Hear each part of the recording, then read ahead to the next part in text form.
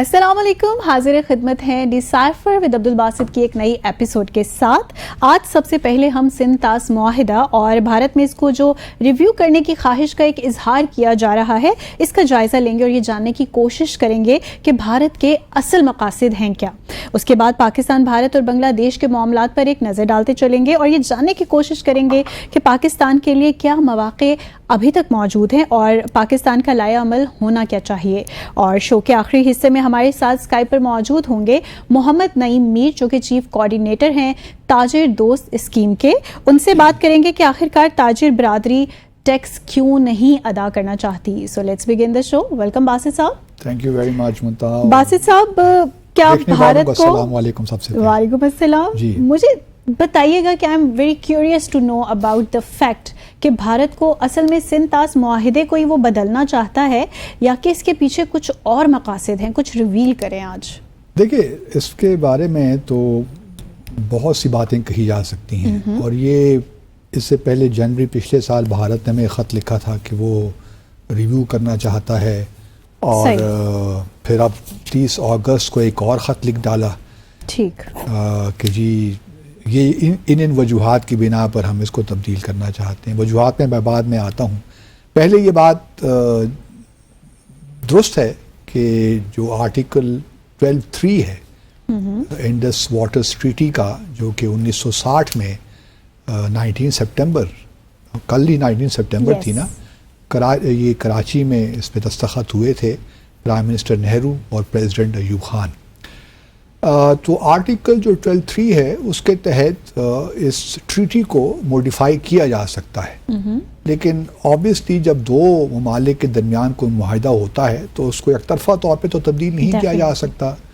اور اس معاہدے میں بڑے واضح طور پہ لکھا ہوا ہے کہ جو بھی تبدیلی ہوگی وہ دونوں ممالک کی جو ہے مرضی کے مطابق ہوگی اور اتفاق سے ہوگی۔ اور پھر سب سے بڑی بات اس معاہدے کی یہ ہے منتہا کہ اس معاہدے کو آپ یک طرفہ طور پہ منسوخ بھی نہیں کر سکتے، یا اس سے نکل بھی نہیں سکتے۔ صحیح۔ بعض اوقات ایسا ہوتا ہے نا، بہت سی ہم ٹریٹیز دیکھتے ہیں بائی لیٹرل یا انٹرنیشنل، جس میں آپ یہ کہتے ہیں کہ جی 3 مہینے کا نوٹس دے کر آپ اس ٹریٹی سے نکل سکتے ہیں۔ صحیح۔ اس ٹریٹی میں یہ بھی پروویژن نہیں ہے۔ مطلب یہ ٹریٹی ایک بالکل پرماننٹ ٹریٹی ہے، اور اگر اس کو تبدیل کیا جا سکتا ہے یا ختم کیا جا سکتا ہے تو اس کے لیے دونوں ممالک کی مرضی ہونا ضروری ہے، اس کے بغیر یہ ہو نہیں سکتا۔ کیونکہ یہ معاملہ بڑا سیریس ہے نا، یہ معاملہ پانی کا ہے، اور پانی آپ جانتی ہیں کہ زندگی کے لیے ایگریکلچرل لینڈز ہیں دونوں ہی، ہماری تو مطلب ایگزسٹنس اس پہ ہے، معیشت کا انحصار ہے ایگریکلچر۔ اچھا، اب بھارت کہتا کیا ہے؟ جہاں تک دیکھیے مشرقی دریا ہیں وہ تو بھارت کے پاس ہیں، راوی، ستلج اور بیاس۔ اس کا پانی اگر پاکستان کو ملتا ہے تو وہ ملتا ہے، لیکن بھارت اس کو روک بھی سکتا ہے معاہدے کی شق سے۔ لیکن 1960 کے بعد بہت سی ایسی چیزیں بھی ہو گئی ہیں، خاص طور پہ کلائمیٹ چینج کے حوالے سے، کہ اب انوائرمنٹ کے جو مختلف کنونشنز ہیں دنیا بھر میں، اس کے تحت بھی بھارت اب وہ نہیں کر سکتا۔ مثال کے طور پر راوی کا جو پانی لاہور میں آتا ہے یا پنجاب میں آتا ہے، اس کو اگر وہ روکے گا تو ہمارا جو زمین کے اندر جو پانی ہے وہ کم ہوتا جائے گا۔ ایکویفرز جو ہیں وہ پھر کام کرنا بند کر دیتے ہیں نا، تو اس سے ایک بہت بڑا کیاس پیدا ہو سکتا ہے، ایک بہت سیریس سچویشن پیدا ہو سکتی ہے پاکستان کے لیے۔ تو اب وہ بھی کنسیڈریشنز ہیں۔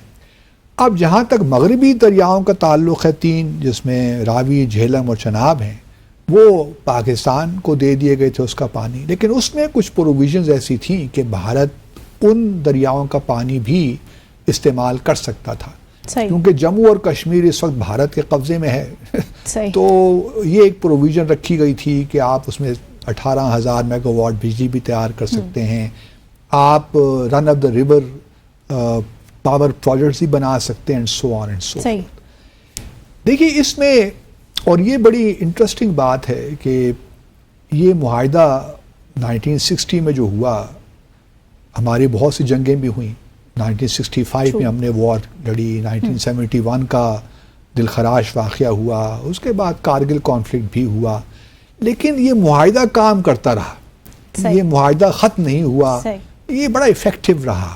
گو کہ اس معاہدے کو اگر آپ دیکھیے تو اس میں آرٹیکل 9 میں بڑا ڈیٹیلڈ ایک میکنزم دیا گیا ہے. جب کوئی ڈسپیوٹ پیدا ہو جائے یا کوئی ڈفرینسز پیدا ہو جائیں تو کس طرح ہم نے ان کو سیٹل کرنا ہے, وہ بڑا ایک میکنزم وہاں موجود ہے. اب بھارت کو پریشانی یہ ہے کہ, اور یہ کوئی پہلی دفعہ نہیں ہے, اس سے پہلے بھی ہم نے دیکھا وولر بیراج کے معاملے میں پرابلمز ہوئے, اس کے بعد بگلیار ڈیم کے ایشوز پہ بھی پرابلمز ہوئے, ابھی کشن گنگا پروجیکٹ جو ہے اس پہ ایشوز چل رہے ہیں, حالانکہ وہ پروجیکٹ اب تقریباً کمپلیٹ ہو گیا ہے, اور ابھی رتلے پاور پروجیکٹ جو ہے اس پہ سیریس ایشوز ہیں, اور پھر ایک اور پکال دل پروجیکٹ ہے وہ اس پہ بھی سیریس ہمارے کنسرنس ہیں. دیکھیے جہاں یہ بھارت اس وقت کیا کر رہا ہے, بھارت یہ ہمیں کہہ رہا ہے کہ جی آئیے اس کو ریویو کرتے ہیں. جہاں تک معاہدے کا تعلق ہے آرٹیکل 12(3) کے تحت بھارت یہ تجویز دے سکتا ہے, لیکن سوال بھی پیدا ہوتا ہے کہ کیا اس کی ضرورت ہے. اب ہمارے نقطۂ نظر سے اس کی ضرورت نہیں ہے. اس کی وجہ یہ ہے کہ ہم سمجھتے ہیں کہ جو بھی اگر ہمارے کچھ پرابلمز ہیں, تنازعات ہیں, وہ ٹریٹی کے اندر شقیں موجود ہیں, ہم اسی طریقے سے اس کو سالو کرتے ہیں. اب یہاں پہ ایک اور پرابلم آ گیا ہے. پرابلم یہ آ گیا ہے کہ بھارت کا یہ ماننا ہے یا اس کا کہنا ہے کہ جو ٹریٹی کے اندر 3 اسٹیجز ہیں تنازعات کو سیٹل کرنے کی. پہلا تو یہ ہے کہ ٹریٹی کے اندر جو ہم نے ایک پرماننٹ انڈس کمیشن بنایا ہوا ہے, ہمارے انڈس واٹر کمشنر ہیں, ان کے انڈس واٹر کمشنر ہیں, وہ ہر سال ملتے ہیں, تو جو بھی ڈفرینسز ہیں وہ وہاں پہ ڈسکس ہو جائیں تو بڑا اچھا ہے. اگر وہ ڈسکس نہیں ہوتے تو پھر بھارت کی میں پوزیشن بتا رہا ہوں, اگر وہاں پہ یہ ڈسپیوٹس یا ڈفرینسز سیٹل نہیں ہو پاتے تو پھر معاملہ ہم ورلڈ بینک ریفر کرتے ہیں. ورلڈ بینک نے بھی اس پہ دستخط کیا. ورلڈ بینک آپ کہہ لیجئے کہ تیسرا فریق ہے اس معاہدے میں.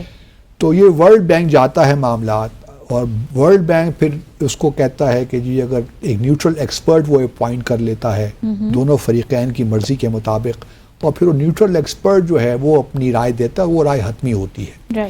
اگر معاملہ نیوٹرل ایکسپرٹ بھی سالو نہ کر سکے تو پھر معاملہ جاتا ہے دی ہیگ میں, وہاں پہ ایک پرماننٹ کورٹ آف آربیٹریشن ہے, پھر معاملہ وہاں چلا جاتا ہے. بھارت کا یہ کہنا ہے کہ یہ ایک گریڈڈ ایشو ہے, گریجویٹڈ کے ساتھ, مطلب 1 2 3 پہلے they want quick response. نہیں, دے وانٹ کہ یہ گریجویٹ کرے گا نا. پہلے ہم بائیلیٹرلی کوشش کریں گے, بائیلیٹرلی نہ ہوا تو ہم نیوٹرل ایکسپرٹ اپوائنٹ ہوگا, اور اس کے بعد پھر کورٹ آف آربیٹریشن. ہمارا ماننا ذرا تھوڑا سا, ہم ذرا تھوڑی سی ڈفرینٹ تشریح کر رہے ہیں. ہمارا یہ کہنا ہے کہ جی بائیلیٹرلی تو ہم کچھ بھی سالو نہیں کر سکے. ایون جو معاہدہ خود بھی یہ 1960 کا ہوا, یہ 9 سال لگے ورلڈ بینک کو کہ وہ ہمارے درمیان میڈیشن کروائے, اور یہ 9 سال کے بعد یہ لانگ ٹائم, تو وہ ہم آپس سے مل کر تو ہم نہیں کر سکے. تو اب بھی جو ڈفرینسز ہمارے ہوتے ہیں وہ ٹھیک ہے, پرماننٹ انڈس کمیشن ملتا ہے, لیکن بائیلیٹرلی ہم کوئی بھی ریزالو نہیں کر پائے. اسی لیے پاکستان جب بگلیہار ڈیم بن رہا تھا تو ہم نے معاملہ ریفر کیا, تو نیوکلیئر ایکسپرٹ نے جو بھی فیصلہ کیا ہم نے مان لیا. 2007 2006 یا 2005 کی بات کر رہا ہوں. اس کے بعد اب آپ دیکھیے ہم نے کشن گنگا وغیرہ کا جو معاملات ہیں, اس سے ہمارا خیال ہے کہ جو پاکستان کو پانی ملتا ہے ہر سال, اس جو فلو ہے وہ اس میں ایک مسائل کریٹ ہوں گے, اس لیے ہم نے معاملہ ریفر کر دیا. اب نیوٹرل ایکسپرٹ کا جہاں تک تعلق ہے, ہمارا خیال یہ ہے, اور ٹریٹی کی تشریح یہ ہے جو ہمارے خیال میں, اور پھر آخری فیصلہ کورٹ آف آربیٹریشن ہی کر سکتی ہے کہ ہم ٹھیک سمجھ رہے ہیں کہ بھارت ٹھیک کہہ رہا ہے. ہمارا خیال یہ ہے کہ جو نیوٹرل ایکسپرٹ کی اپوائنٹمنٹ ہے وہ ٹیکنیکل ایشوز پہ ہے. جو ٹیکنیکل ایشوز اگر کوئی ڈفرینسز پیدا ہو جاتے ہیں تو پھر وہ نیوٹرل ایکسپرٹ کی ضرورت پڑتی ہے. لیکن جہاں تک کورٹ آف آربیٹریشن کا معاملہ ہے, وہ لیگل کوسچنز اگر کوئی آتے ہیں تو اس پہ وہ اپنا فیصلہ سناتی ہے. اب یہاں پہ معاملات ٹیکنیکل بھی ہیں اور لیگل بھی ہیں, تو کمپلیکس ہو گیا نا معاملہ. تو اس لیے ہم نے یہ کہا کہ ٹھیک ہے جی, ٹیکنیکل کے لیے تو نیوٹرل ایکسپرٹ ورلڈ بینک نے اپوائنٹ کر دیا ہے. اب یوں کرتے ہیں کہ چونکہ کچھ لیگل انٹرپریٹیشنز کے معاملات بھی ہیں, تو کورٹ آف آربیٹریشن بھی ساتھ ساتھ اپنا کام کرے. لیکن 2017 میں یا 2015 میں ہم نے یہ پروپوزل پیش کی کہ ورلڈ بینک نے نہیں مانی. انہوں نے کہا کہ جی نہیں, آپ آپس میں یہ معاملات طے کریں, نیوٹرل ایکسپرٹ ہی ہم اپوائنٹ کریں گے and so on and so fourth. لیکن جب ہمارے بائیلیٹرلی ہم یہ مسائل حل نہیں کر سکتے تو پھر 2022 میں ورلڈ بینک نے فائنلی پاکستان کی بات مان لی. جہاں ایک طرف نیوٹرل ایکسپرٹ اپوائنٹ ہوا, وہاں پہ کورٹ آف آربیٹریشن کو بھی یہ معاملہ ریفر کر دیا گیا. اس پہ بھارت سیکھ پا ہو گیا کہ یہ دونوں پروسیسز جو ہیں یہ کس طرح ساتھ ساتھ چل سکتے ہیں. کیونکہ ممکن ہے, ان کے خیال میں ممکن ہے کہ جی ایک ہی ایشو پہ دو مختلف آراء سامنے آ جائیں, ججمنٹ سامنے آ جائیں, تو اس سے کانفلکٹ پیدا ہوگا. اس کا بھی میکنزم ہے. تو ہمارا ماننا یہی ہے کہ بھارت کی جو پوزیشن ہے وہ ٹریٹی کے مطابق نہیں ہے. اب بھارت ہی کیوں کر رہا ہے؟ آپ نے سوال یہی پوچھا بنیادی کہ اصل معاملہ ہے کیا. آج کل دیکھیے مقبوضہ جموں اور کشمیر میں انتخابات ہو رہے ہیں, اور بھارت نے یہ جو بھی بھارت ایک پریشر بلڈ کر رہا ہے نا انڈس واٹرز ٹریٹی پہ, وہ اسی اصل وجہ جو میں سمجھ پاتا ہوں وہ پاکستان سے پریشر بلڈ کر رہا ہے کشمیر کے معاملے میں. اور یہ کوئی نئی بات نہیں ہے. 2016 میں جب اوڑی کا واقعہ ہوا تھا 18 سپٹمبر 2016 میں, تو اس کے بعد پرائم منسٹر مودی نے ایک جگہ کہا تھا کہ جی پانی اور خون ایک ساتھ نہیں بہہ سکتے. ان کا اشارہ انڈس واٹرز ٹریٹی کی جانب سے تھا. تو یہ بی جے پی کی ایک یہ ہے کہ وہ پاکستان میں پریشر بلڈ کرے انڈس واٹرز ٹریٹی پہ, تاکہ جو کچھ اس وقت خاص طور پہ جموں میں ان کا خیال میں پاکستان کروا رہا ہے, تو جموں میں یا ریاست میں تو پاکستان فلیکسیبلٹی شو کرے کشمیر کے معاملے میں. تو وہ انڈس واٹرز ٹریٹی کو استعمال کر رہے ہیں پاکستان میں پریشر بلڈ کرنے کے لیے.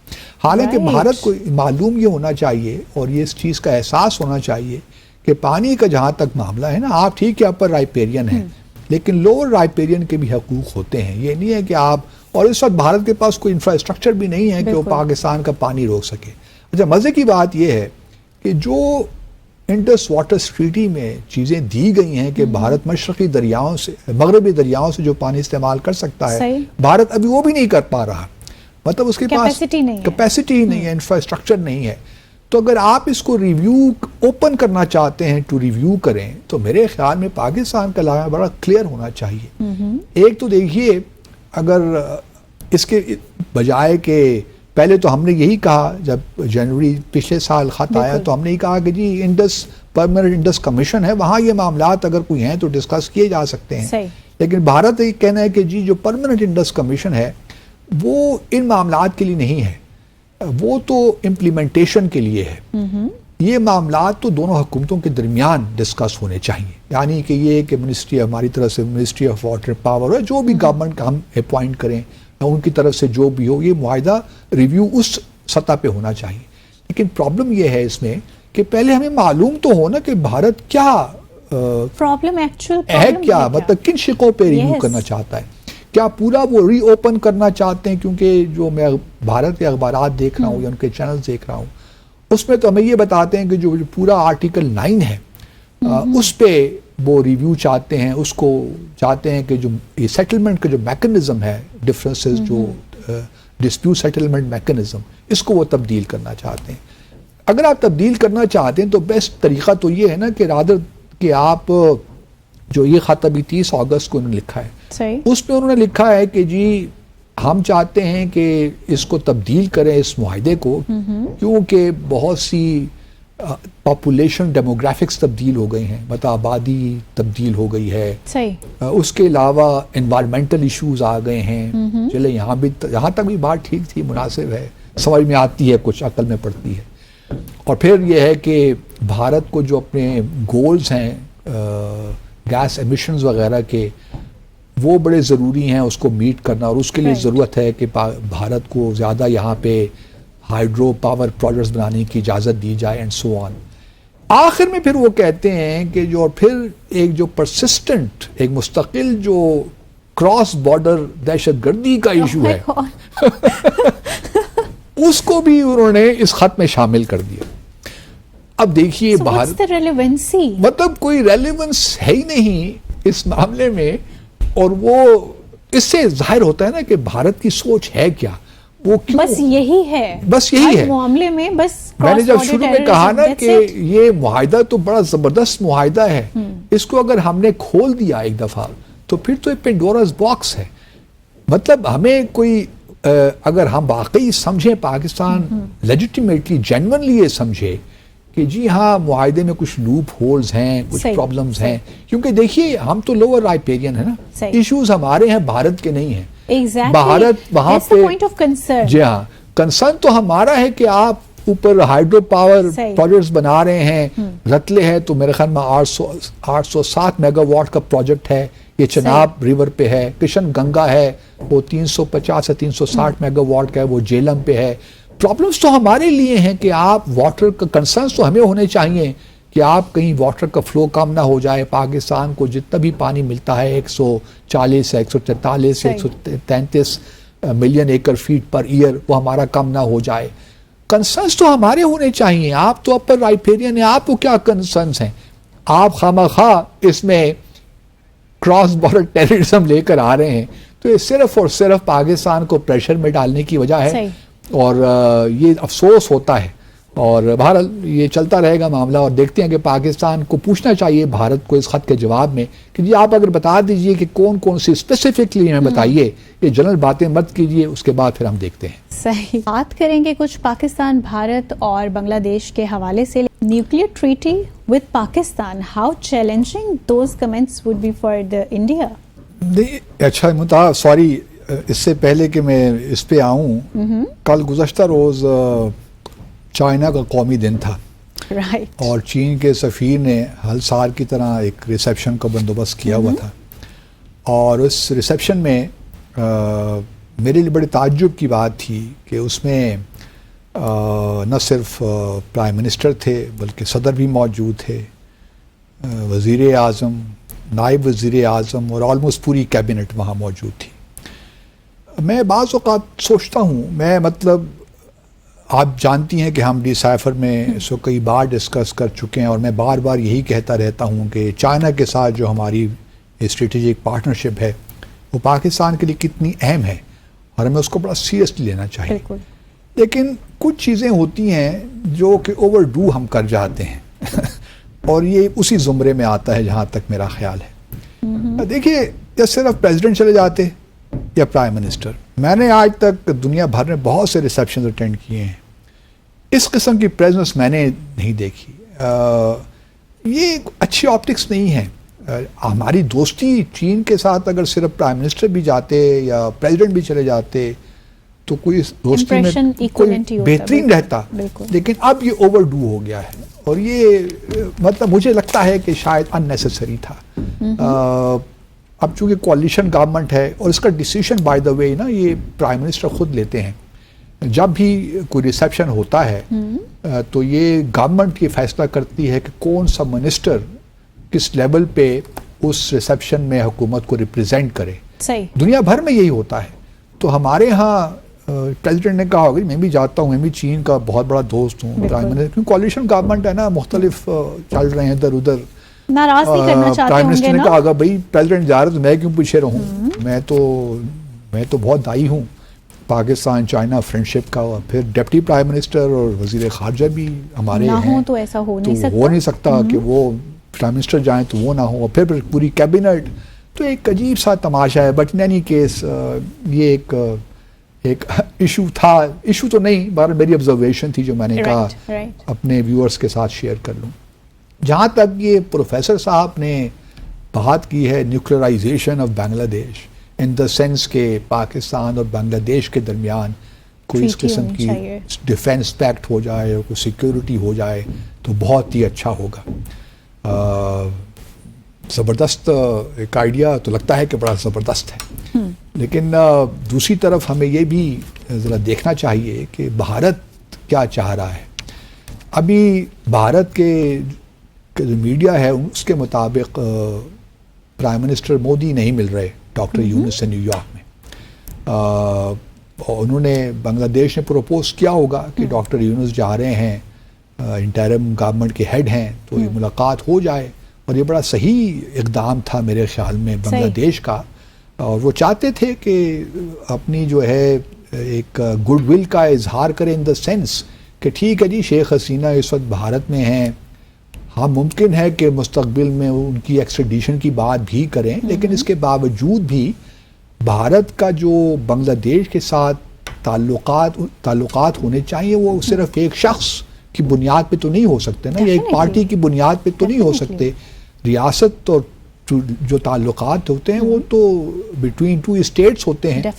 تو یہ کیا کہ جی شیخ حسینہ کو اگر ہم نے فارغ کر دیا یا انقلاب آ گیا بنگلہ دیش میں تو آپ ہمارے ساتھ کوئی تعلقات نہ رکھیں گے. لیکن مودی صاحب کافی زیادہ ناراض ہیں. مودی صاحب بہت ناراض ہیں, اور مجھے خوف کچھ یہ آتا ہے اس وقت کہ کہیں اس ناراضگی میں, کیونکہ پریشر بلڈ کر رہے ہیں نا اب بنگلہ دیش پہ, یہ پریشر اس لیے بلڈ کر رہے ہیں کہ بنگلہ دیش اس پوائنٹ پہ نہ پہنچے جہاں پہ وہ بھارت سے یہ کہے کہ آپ شیخ حسینہ کو ہمیں واپس کریں, ایکسٹراڈائٹ کریں. وہ اس کو ایوائڈ کرنا چاہ رہے ہیں. تو اس وجہ سے تھوڑا سا بنگلہ دیش پہ, اگر آپ کو یاد ہو ہم نے پہلے بھی ایک شو میں ڈسکس کیا تھا کہ اڈانی گروپ نے $500 ملین کا بھی تقاضا کر لیا ہے بنگلہ دیش سے. اس طرح اور بھی چیزیں ہیں جو ہو رہی ہیں, کچھ بجلی کی سپلائی بھی روک دی گئی ہے بنگلہ دیش کو. تو یہ ایک پریشر بلڈ کر رہے ہیں. صحیح. میں سمجھتا ہوں کہ بحیثیت پاکستانی تو بنگلہ دیش کا ہمیشہ اچھا ہی چاہیں گے. ہم نے ایک ساتھ ہی جدوجہد شروع کی, ایک ساتھ ہم نے آزادی حاصل کی, ہم پاکستان بنے ایک ہی, تو ہماری تو بڑی اچھی یادیں وابستہ ہیں. بالکل. اور اگر آپ دیکھیے تو مسلم لیگ کی جو بنی تھی وہ ڈھاکہ میں ہی بنی تھی 1906 میں, اور بہت سے ہمارے بنگلہ دیش بنگالی جو ہمارے اس وقت جو ہماری مسلم لیگ کی قیادت تھی اس میں ایسے ایسے بنگال سے لوگ تھے کہ آپ تصور نہیں کر سکتے, وزیر اعظم بھی رہے ہیں. تو ہماری تو خواہش یہی ہوگی کہ بنگلہ دیش بھی کیئرفل رہے اور کوئی ایسا کام نہ کرے جس سے, کیونکہ بھارت اب ایک لحاظ سے پاکستان میں بلوچستان کے ذریعے یا جو اس نے پراکسیز یہاں پہ رکھی ہوئی ہیں ان کے ذریعے پاکستان کو ڈی اسٹیبلائز کرتا ہے, تو کہیں بنگلہ دیش میں بھی وہ کام نہ کرے. کیونکہ یہ کافی عرصے سے بنگلہ دیش بھارت اور ایک رہا ہے کہ جی بنگلہ دیش ہماری جو نارتھ ایسٹرن اسٹیٹس ہیں وہاں پہ مثال کے طور پر جو کوکی منی پور میں جو ہو رہا ہے یا اور جو نیکسلائٹس ہیں ان کو یہ انکریج کرے گا کہ جی یہاں سے, کیونکہ ان کے بھارت کے مطابق بنگلہ دیش میں بڑی ایکسٹریمسٹ فورسز رہتی ہیں. یہاں پہ آئس خراسان کے لوگ بھی ہیں, القاعدہ کے لوگ بھی ہیں بقول ان کے, تو یہ ٹیررزم کو مزید فروغ دیں گے. تو اس وجہ سے بنگلہ دیش کو تھوڑا احتیاط سے کام لینا چاہیے. میں سمجھتا ہوں کہ ہم بحیثیت ایک دوست کے بھائی کے بنگلہ دیش کو یہ مشورہ تو دے سکتے ہیں کہ آپ اپنا تھوڑا سا اسٹیٹمنٹس جو ہیں تھوڑا سا نپی تلی اسٹیٹمنٹس دیں, زیادہ اینٹی انڈیا کو بھی ہونے کی ضرورت نہیں ہے میرے خیال میں. ہم اور لیکن دوسری طرف میں یہ بھی چاہوں گا کہ پاکستان کے ساتھ تعلقات بھی زبردست سے زبردست ہوں. ہمارے وزیر اعظم ملاقات کریں گے ڈاکٹر یونس سے بنگلہ دیش میں, اور اس سے ممکن ہے کچھ چیزیں نکل آئیں. اب جہاں تک نیوکلرائزیشن کی بات پروفیسر صاحب نے کی ہے, آپ کو اپنے ناظرین کو یہ بتاتا چلوں کہ جب مشرقی پاکستان بنگلہ دیش بنا تھا تو 19 مارچ 1972 کو بنگلہ دیش اور بھارت نے ایک friendship and cooperation treaty sign کی تھی. یوں سمجھ لیجیے کہ وہ ڈیفینس پیکٹ تھا, وہ 25 سال کے عرصے کے لیے تھا. اس کے بعد اور بہت سی ڈیولپمنٹس ہوئیں. تو پاکستان اور بنگلہ دیش بھی کچھ اس قسم کا فرینڈشپ کر سکتے ہیں, ایک ٹریٹی کر سکتے ہیں آپس میں, جس میں ہم ایک دوسرے کی مدد کر سکیں. لیکن جہاں تک نیوکلرائزیشن کی بات ہے کہ پاکستان کوئی نیوکلیئر گارنٹیز دے بنگلہ دیش کو, میرے خیال میں وہاں ابھی ہم پہنچے نہیں ہیں, کیونکہ پاکستان کی اپنی مشکلات ہیں.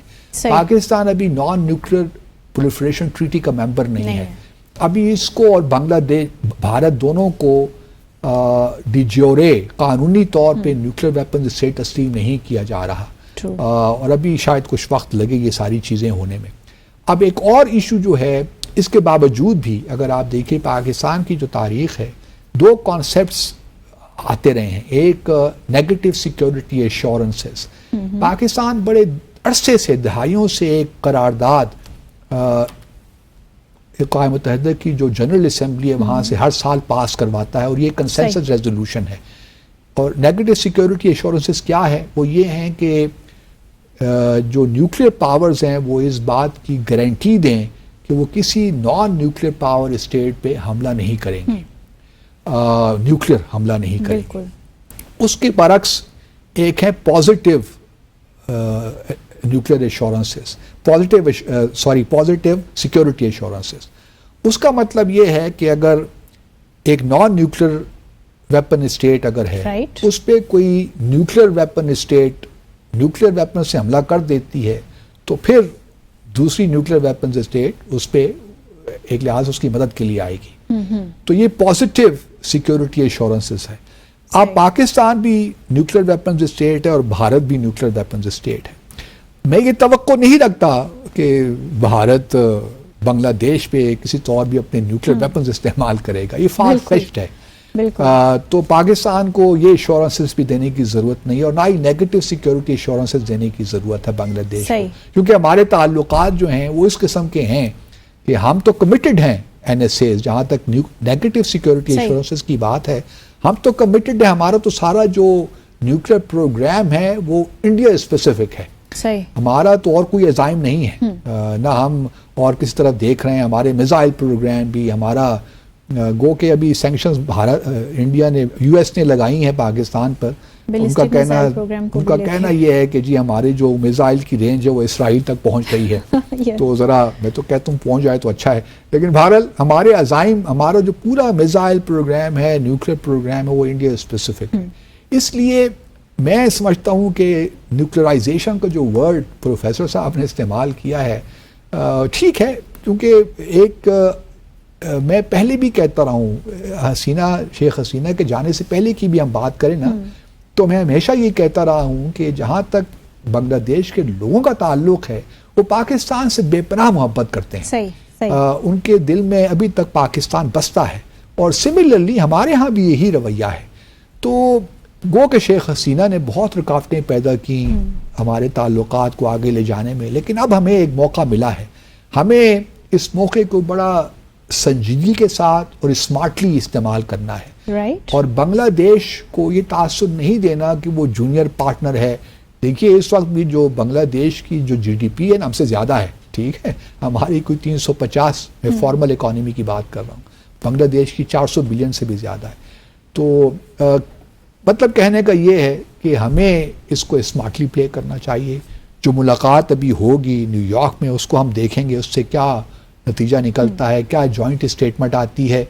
और मुझे उम्मीद है कि हमारे प्राइम मिनिस्टर और हमारी जो फॉरेन ऑफिस है उसने ज़बरदस्त तैयारी की होगी इस मीटिंग के लिए, क्योंकि भारत ने तो स्नब कर दिया डॉक्टर यूनुस को। This would not go down well with the people of Bangladesh कि जी आप ने ये हमारे पता किस तरह, क्योंकि इस वक्त एक और बहस भी चल पड़ी है, कुछ अंदर से ही प्रॉब्लम शुरू हो गए हैं जो भारत उसको इनकरेज कर रहा है कि जमात इस्लामी बांग्लादेश और बांग्लादेश नेशनलिस्ट पार्टी के दरमियान भी प्रॉब्लम्स बढ़ें और एक लिहाज से सियासी अदम इस्तेहकाम पैदा हो बांग्लादेश में, इंतखाबात कराएं, जल्दी इंतखाबात। तो बांग्लादेश के लोगों को थोड़ी सी एहतियात करनी चाहिए। हमारी ख्वाहिश ये है कि बांग्लादेश जो भी फैसला करते हैं अपनी कौमी सलामती, खुशहाली और इस्तेहकाम के लिए करें। हम बांग्लादेश से यही चाहते हैं और हमारी उम्मीद है कि कुछ दोस्ती का मुआहदा आने वाले सालों में हो जाए। बिल्कुल। तो इससे बेहतर और क्या बात। और इस मुलाकात को हम बहुत अच्छे से कैश भी करा सकते हैं। कैश और करवाना चाहिए हमें और हमें इसे बिल्ड करना चाहिए। सही डेफिनेटली। स्काइप पर हमें ज्वाइन किया है मोहम्मद नईम मीर साहब ने, जो कि चीफ कोऑर्डिनेटर हैं ताजिर दोस्त स्कीम के। उनसे जानेंगे ताजिरों के तहफ़्फ़ुज़ात क्या हैं टैक्स की अदायगियों के हवाले से। ओवर टू यू बासित साहब। मीर साहब बहुत शुक्रिया डिसाइफर में आने का। आप खुद भी माशाल्लाह ताजिर हैं, तो पहले तो हमें ये समझाइए कि आफ्टर ऑल ये ताजिर बरादरी टैक्स दे क्यों, जबकि और इतने इनडायरेक्ट टैक्सेस पूरी आवाम पे लगे हुए हैं। तो ताजिर बरादरी का मौक़िफ़ कोई आपको सही नहीं लगता? देखिए बात यह है कि एक जो ताजर है उसकी दो तो हैसियतें हैं ना।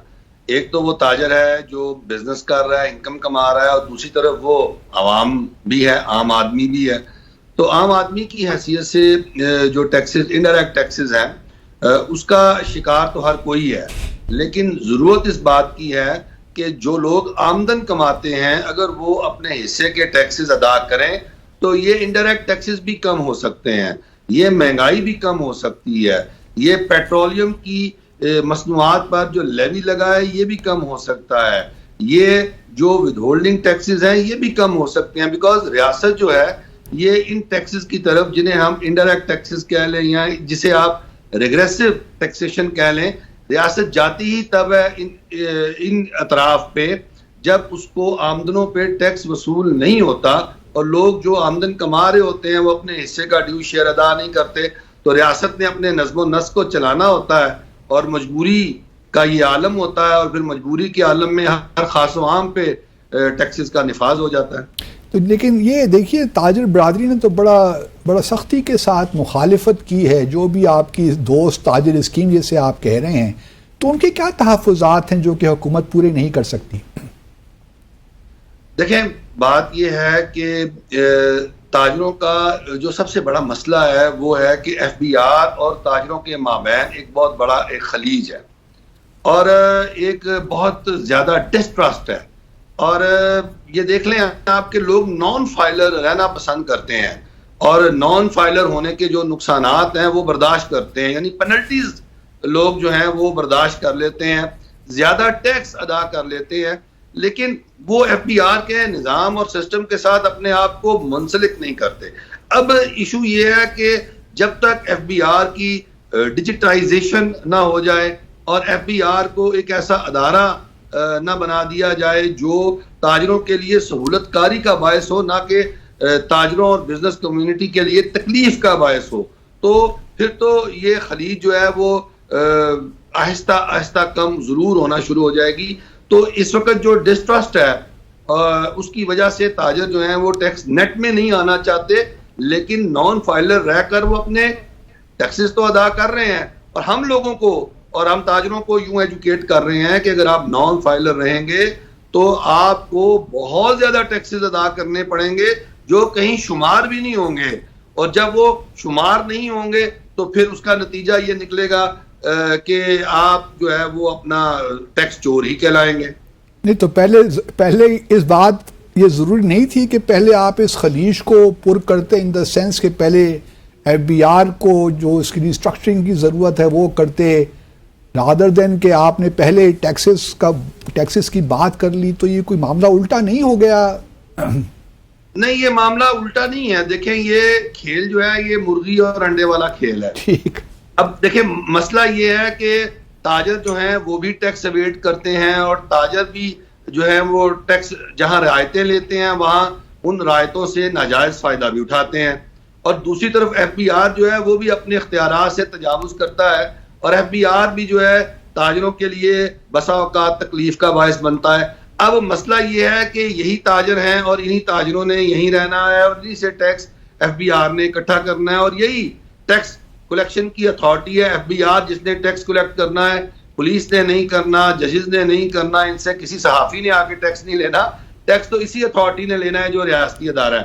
اب ان دونوں کو بیک وقت ساتھ ساتھ اپنی اپنی خرابیوں کو کم کرنا ہے اور اپنا سفر جو ہے وہ ٹھیک ہونے کی طرف گامزن کرنا ہے. تو یہ چیزیں چلتی رہیں گی, لیکن یہ ہے کہ دونوں جو فریقین ہیں یعنی ایف بی آر اور بزنس کمیونٹی یعنی تاجران, ان دونوں کو ایک ہی وقت میں ساتھ بھی چلنا ہے, ایک ہی وقت میں ایک دوسرے پہ الزام بھی لگانے ہیں, اور ایک وقت میں ایک دوسرے کو ٹھیک بھی کرنا ہے. تھوڑا سا ہمیں مختصراً بتا دیجئے کہ تاجر دوست اسکیم ایکچولی ہے کیا؟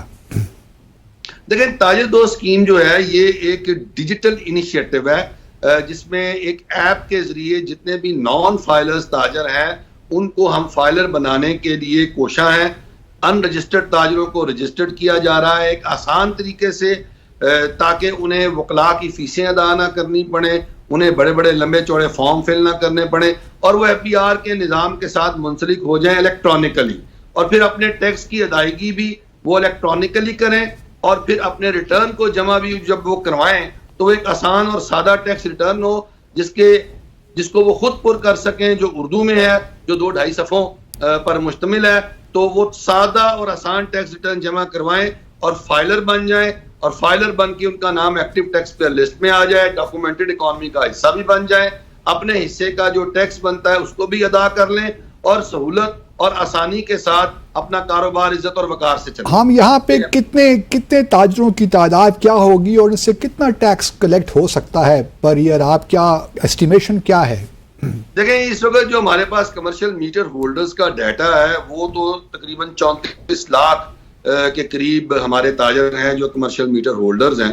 اس میں جن لوگوں نے ٹیکس ریٹرن جمع کرایا ہے ان کا ڈیٹا جو ہے وہ تقریباً کوئی 5 لاکھ یا سم تھنگ ہے, اس سے اوپر ہے. اس میں بھی کوئی 1.25 لاکھ لوگ تو وہ ہیں جو نل کی ریٹرن جمع کراتے ہیں, جو کوئی ٹیکس دیتے نہیں, صرف ریٹرن جمع کراتے ہیں. اور باقی جو اس سیگمنٹ سے, اس سیکٹر سے جو ٹیکس اکٹھا کیا جاتا ہے وہ تقریباً کوئی 3.25 ارب روپے کا ٹیکس ہے جو اکٹھا کیا جاتا ہے, جبکہ تاجر دو اسکیم میں جو ٹارگٹ رکھا گیا ہے وہ تقریباً 50 بلین روپیز کا رکھا گیا ہے. جبکہ جو پوٹینشیل بتایا جا رہا ہے مختلف ذرائع سے وہ یہ ہے کہ اس سیگمنٹ اور سیکٹر سے اگر اس کو مکمل طور پہ رجسٹرڈ اور ڈاکومنٹ کر لیا جائے تو 1200 سے 1300 ارب روپیہ اس سیکٹر سے اکٹھا کیا جا سکتا ہے. بیکاز جو جی ڈی پی میں کنٹریبیوشن ہے ہول سیل ریٹیل کا وہ تقریباً 19 سے 20% ہے, لیکن جو ٹیکسز کے اندر یا ریونیو میں ان کا کنٹریبیوشن ہے وہ لیس دین 3% ہے. تو اس کو یہ توقع کی جا رہی ہے کہ یہ 1200-1300 روپے تک لے جایا جا سکتا ہے, لیکن یہ ایک دم نہیں ہوگا, بہت آہستہ آہستہ یہ ممکن ہوگا. اچھا بس آخر میں یہ بتا دیجئے میر صاحب کہ آپ کیا دیکھ رہے ہیں, آپ ماشاءاللہ چیف کوآرڈینیٹر ہیں, تو آپ دیکھ رہے ہیں کہ تاجر برادری کی جو تنظیمیں ہیں ان کا اور آپ کے درمیان اور حکومت کے درمیان فار دیٹ میٹر, کیونکہ ان کا کہنا یہ بھی ہے کہ جی آئی ایم ایف کے پریشر میں سب کچھ ہو رہا ہے اور اس کو ٹھیک طریقے سے امپلیمنٹ بھی نہیں کیا جا رہا, تو یہ بنیادی طور پہ تو آئی ایم ایف کی ڈکٹیشن ہے. تو آپ سمجھ رہے ہیں کہ یہ معاملہ کچھ خوش اسلوبی کے ساتھ معاملات آگے چل پڑیں گے, یا آپ کو نظر آتا ہے کہ پھر کوئی پہیہ جام ہڑتالیں ہوں گی اور سیاسی پارٹیاں بھی تاجر برادری کے ساتھ شامل ہو جائیں گی اور پھر وہی کیاس اور وہی ڈیمانسٹریشنز؟ دیکھیں پہلی بات تو یہ ہے کہ ایک 77 سالہ ہمارا اپنا بھی مائنڈ سیٹ ہے, اس کو بھی بدلنا ہے اور اس کی بہت زیادہ ضرورت ہے. دیکھیں آئی ایم ایف جو ہے وہ ہمیں کہہ رہا ہے کہ جی ریٹیلرز کو ٹیکس نیٹ میں لے آئیں اور ہم آئی ایم ایف کے کہنے پہ یہ کام کر رہے ہیں. یہ انتہائی غلط سوچ ہے, اس کو بدلنا ہوگا. ہمیں اپنا ملک خود چلانا ہے, ہمیں اپنا ملک جو ہے وہ اپنے ٹیکسز سے چلانا ہے. آئی ایم ایف کا پیسہ جو ہے وہ کسی اور کے ملک کا جو ہے وہ ٹیکس پیئرز کا پیسہ ہو سکتا ہے, ہمارا نہیں ہے وہ پیسہ. اب اگر ہم نے اپنا ملک خود چلانا ہے تو ہمیں اپنے تمام ان ٹیکس سیکٹرز جو ہیں انہیں ٹیکس کرنا پڑے گا, اور یہ ہماری اپنی ضرورت ہے, یہ آئی ایم ایف کی ضرورت نہیں ہے, یہ آئی ایم ایف کی ڈکٹیشن نہیں ہے, یہ ریاست پاکستان کی ڈکٹیشن ہے, یہ ریاست پاکستان کی مجبوری ہے. یہ ریاست پاکستان اپنی اب رٹ کو قائم کرنے جا رہی ہے کہ 77 سالوں میں انہوں نے ایک جنرل ایمنسٹی جس سیکٹر کو دی تھی, یعنی بزنس کمیونٹی کے اس تاجر طبقے کو, تو وہ جو ہے وہ جنرل ایمنسٹی ختم ہونے جا رہی ہے. اور اب مانگ کی جا رہی ہے, ریاست کی طرف سے مطالبہ کیا جا رہا ہے کہ اپنے حصے کا شیئر ادا کریں بھائی. اب اس میں تھوڑی سی انرسٹ ہے, نہیں قبول کیا جا رہا یہ مطالبہ جو ریاست کا مطالبہ ہے تاجروں سے, اور تاجر جو ہیں وہ اس میں احتجاج اور ہڑتال کر رہے ہیں. لیکن میں سمجھتا ہوں کہ تاجروں کو ایک دفعہ بات اگر سمجھ آ گئی اور ہم سمجھانے میں کامیاب ہو گئے اور ریاست کی جو مجبوریاں اور ریاست کے جو مسائل ہیں اگر ان کا ادراک کروانے میں ہم انہیں کامیاب ہو گئے, تو یہ بڑے اچھے لوگ ہیں تاجر. انہوں نے زلزلہ آئے, طوفان آئے, سیلاب آئے, کوئی قومی سانحہ ہو تو یہ بڑھ چڑھ کر حصہ لیتے ہیں, یہ آگے بڑھتے ہیں, یہ کام کرتے ہیں ریاست کے لیے. لیکن اس سیگمنٹ اس جگہ پر آ کر جو ہے یہ تھوڑا سا کام پھنسا ضرور ہے, لیکن ہمیں بڑی قوی امید ہے کہ ہم اپنے تاجروں کو سمجھا بجھا پائیں گے, اور وہ جب انہیں اس بات کی سمجھ آ جائے گی کہ معیشت جو ہے اس پر ایک زلزلہ طاری ہے, بلکہ معیشت جو ہے وہ سانحات سے دوچار ہے, ریاست سانحات سے دوچار ہو چکی ہے اور ریاست کو بچانا ہے, تو یہ تاجر جو ہیں یہ پیچھے نہیں ہٹیں گے. بس میں سمجھ رہا ہوں صرف اتنا کہ اچھے طریقے سے بات کو کمیونیکیٹ کیا جائے, آگاہی دی جائے, ان کو بتایا جائے, سمجھایا جائے اور ادراک دلایا جائے, تو کوئی وجہ نہیں ہے کہ یہ تاجر جو ہیں یہ ہمارے بہت جو محب وطن طبقہ ہے یہ کسی بھی معاملے میں پیچھے ہٹے. تو کوئی نواز شریف یا مریم نواز صاحب نے تو کچھ نہیں دوبارہ کہا آپ لوگوں کو کہ بس جانے دیں, یہ تاجر برادری کو کیوں تنگ کر رہے ہیں آپ لوگ؟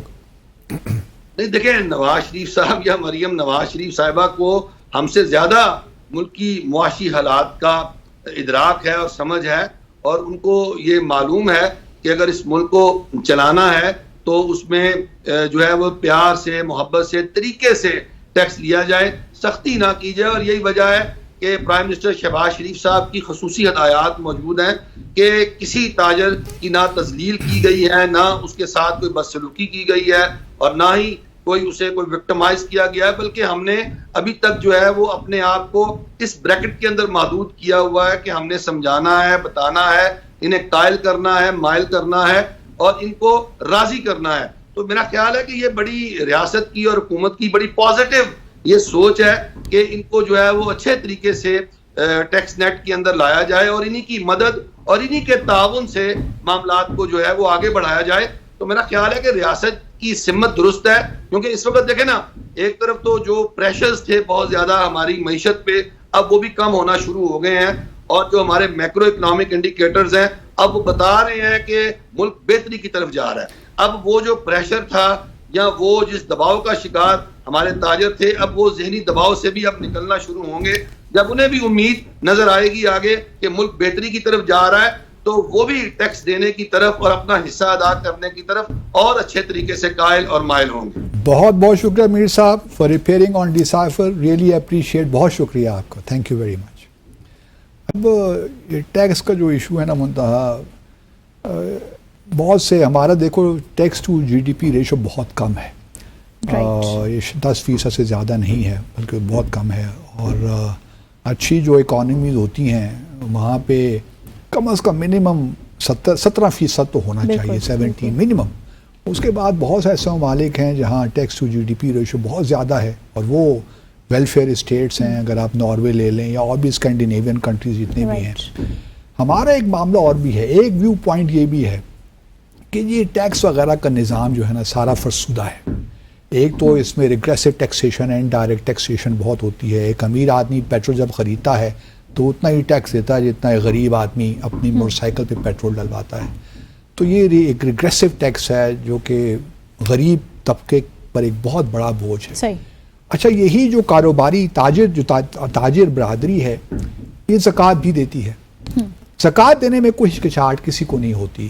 وہ جتنی بھی بنتی ہے 2.5% ہے یا عشر ہے، اور بڑی چیزیں ہیں جو انڈسٹریل پروڈکشن میں جو بھی کاروبار آپ کر رہے ہیں وہ پورا اس کا ایک نظام ہے زکوٰۃ کا جو ہمیں قرآن نے دیا ہوا ہے. بے شک. تو بہت سے لوگوں کا خیال ہے کہ ٹیکس کی بجائے اگر آپ زکوٰۃ کا سسٹم نافذ کر دیں تو سارے جتنے بھی جھمیلے ہیں ان سے آپ کی جان چھوٹ جائے گی. کیونکہ ہر کسی کو پتہ ہے. اب مسئلہ یہ ہے کہ ہمارے ہاں جو بڑے بڑے سرمایہ دار ہیں یا زمیندار ہیں، زمیندار خاص طور پہ، وہ تو بالکل ٹیکس سے مستثنا ہیں. تو اس وجہ سے وہ زکوٰۃ کی طرف کوئی نہیں آتا. حالانکہ اگر زکوٰۃ کا سسٹم میں کہتا ہوں اگر نافذ کر دیں اور لوگ اس کو ایک انسٹیٹیوشنلائز کر دیں سارے سسٹم کو، جس طرح حضرت ابوبکر صدیق رضی اللہ تعالیٰ عنہ کے زمانے میں تھا یا اس سے پہلے بھی یا اس کے بعد بھی، تو کہ کوئی آپ کو بھیک مانگنے والا بھی نظر نہیں آئے گا اس ملک میں. کیونکہ اس وقت لوگ زکوٰۃ دینے میں وہ اپنا دینی فریضہ سمجھ کے دیتے ہیں کہ وہ فرض ہے، کیونکہ زکوٰۃ بہرحال ہر کوئی دیتا ہے، ٹیکس دے کے نہ زکوٰۃ ضرور دیتا ہے. تو اگر اس کو حکومت لے لے اور حکومت کا ہی حق ہے، بہت سے جو ہمارے علماء دین ہیں وہ یہی سمجھتے ہیں اور وہ ہمیں سمجھانے کی بھی کوشش کرتے ہیں کہ اصل جو زکوٰۃ کا حق ہے وہ حکومت کا ہے، اور حکومت ہی زکوٰۃ لے، وہ اپنی ایڈمنسٹریشن پہ بھی خرچ کرے اور باقی لوگوں پہ بھی خرچ کرے، اور اتنا پیسہ جمع ہو سکتا ہے. کیونکہ پاکستان اگر آپ دیکھیے جو چیریٹی میں لوگ پاکستانی لوگ دیتے ہیں وہ انبلیویبل ہے. اس قدر چیریٹی ہم لوگ دیتے ہیں، اور اسی لیے جو ہماری انفارمل اکانومی کا بھی ایک کانسیپٹ تو موجود ہے. تو بہرحال زکوٰۃ کا لوگوں کو سوچنا چاہیے، لیکن جو ہمارے بڑے بے اکانومسٹ ہیں نا، اکانومسٹ، وہ نہیں مانتے، کیونکہ پھر انہوں نے جو ہارورڈ یا اور مختلف یونیورسٹی سے اکنامکس پڑھی ہوئی ہے وہ کچھ اور کہتی ہے، اس کا آئیڈیا کچھ اور ہے. سو ہمارا پروگرام کا وقت یہاں اختتام پذیر ہوا چاہتا ہے. ناظرین، آپ سے ملاقات ہوگی انشاءاللہ کل مزید انٹرسٹنگ ٹاپکس کے ساتھ، تو ساتھ رہیے گا اور دیکھتے رہیے گا ڈیسائفر ود عبدالباسط.